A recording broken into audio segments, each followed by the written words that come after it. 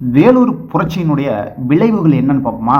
இப்போ வேலூர் புரட்சி முடிஞ்சுது, நிறையா பேர் கொன்னாங்கன்னு நமக்கு நல்லா தெரியுது.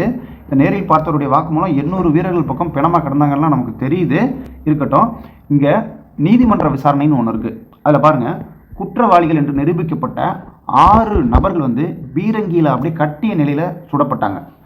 5 நபர்களை துப்பாக்கியாலேயே சுட்டுட்டாங்க. கிட்டத்தட்ட 8 பேரை தூக்கில் போட்டாங்க. இதெல்லாம் நீதிமன்ற விசாரணைக்கு பிறகு நடந்த சம்பவங்கள்.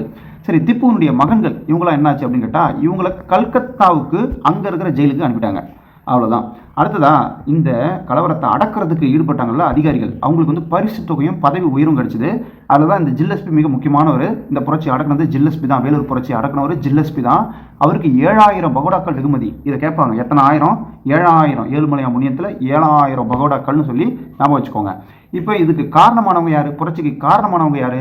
அந்த இராணுவ தளபதி ஜான் கிரடாக்கும், அதே போல் உதவியாக இருந்த அக்னியுங்கிற தளபதியும், இன்னொன்று முக்கியமானவர் யார்? சென்னை மாகாணத்துக்கு கவர்னராக இருந்தவர் யார்? William Cavendish Bentinck. இவங்களை எல்லாரையுமே பணி நீக்கமும் செஞ்சு அவங்க நாட்டுக்கு இங்கிலாந்துக்கே அனுப்பிடுறாங்க.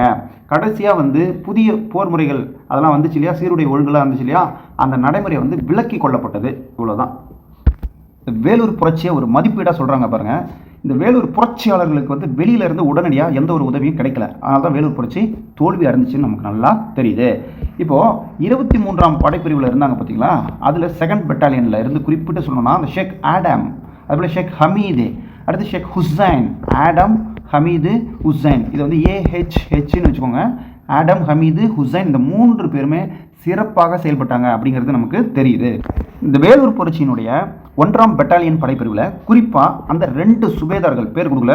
1ஆம் பெட்டாலியன் 1ஆம் படைப்பிரிவில் இருக்கிற 2 சுபேதார்கள். அதே சமயம் ஜமேதராக இருந்த ஷேக் காசிம், இவர் 1ஆம் பெட்டாலியனில் 1ஆம் படைப்பிரிவில் இருக்கிறார். இவரும் சிறப்பாக செயல்பட்டாங்கன்னு சொல்லி சொல்கிறாங்க. இந்த 1806 வேலூர் புரட்சி இருக்கு இல்லையா, வேலூர் கோட்டையோடு முடிஞ்சிச்சா அப்படின்னு கேட்டால் கிடையாது.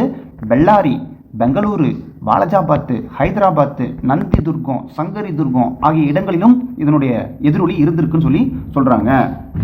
வி.டி. சவர்கர் வரலாற்றாசிரியர் சொல்கிறாரு, இந்த வேலூர் புரட்சி 1857 பெரும்புரட்சிக்கு ஒரு உந்து சக்தியாக இருந்தது அப்படின்னு சொல்லி வி.டி. சவர்கர் சொல்கிறார்.